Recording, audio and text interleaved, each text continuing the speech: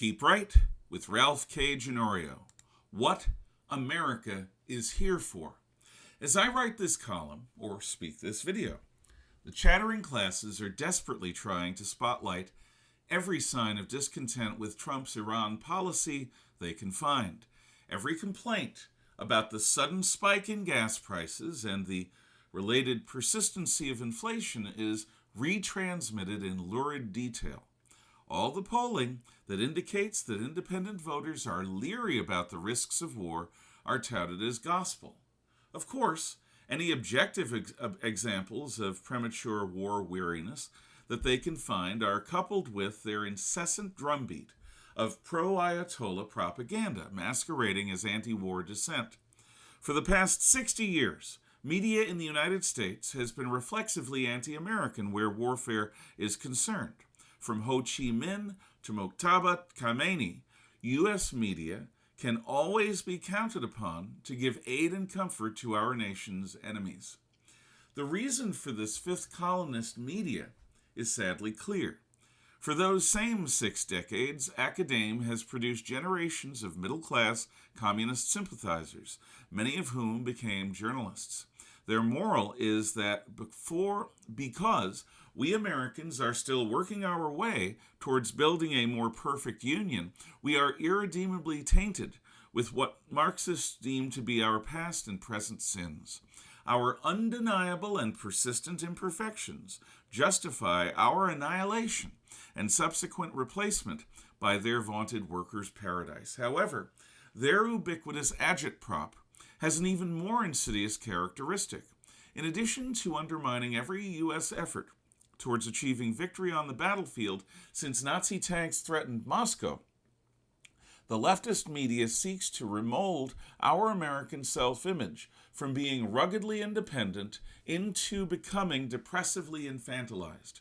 We were once a people who President John F. Kennedy described thusly in his inaugural address. Let every nation know, whether it wishes us well or ill, that we shall pay any price, bear any burden, meet any hardship, support any friend, oppose any foe, to assure the survival and the success of liberty. Now, we Americans are mischaracterized as being fragile, fraught, fractious, despairing, inconstant, narcissistic, perverse, self-obsessed, short-sighted, weak-willed cowards. Such a contemptible people is self-evidently incapable of self-government. Such pathetic moral cripples must be governed from above with a firm hand for their own good. This picture of us, thank God, is merely an illusion, a fantasy intended to remove burdensome choice from Americans here at home.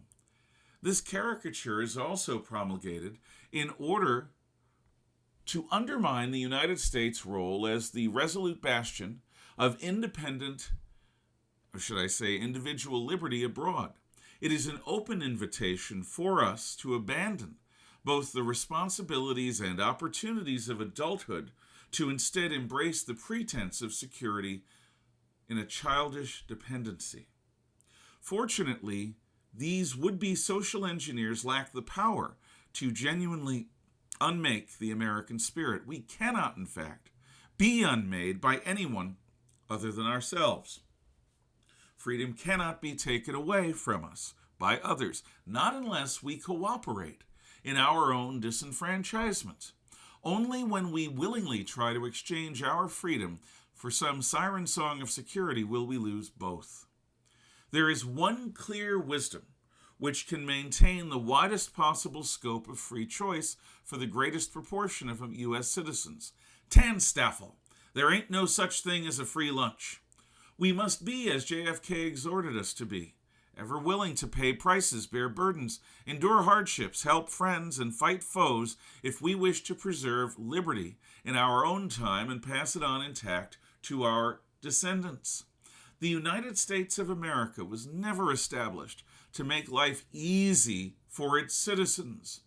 America exists to allow us to dream big and then pursue those dreams untrammeled by the self-interests of the powers that be. Only by unleashing the heretofore repressed ebullient creativity inherent within every human being has the American meritocracy produced an unprecedentedly prosperous land of opportunity.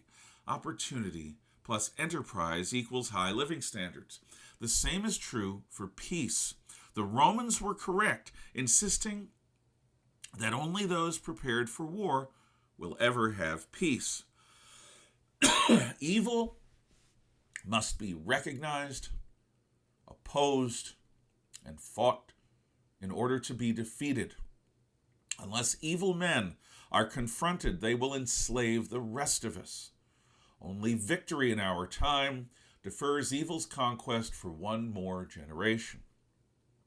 Only when we fight regimes like Iran and ultimately like communist China will freedom persist. It is this very fight that our media undermines. It is our capacity to resist and then triumph against evil that they are trying to take away from us. Remember this when you give your credulity to our media. Remember this when you have an opportunity to vote. Never forget who we are and what America exists to do. Thank you for your attention.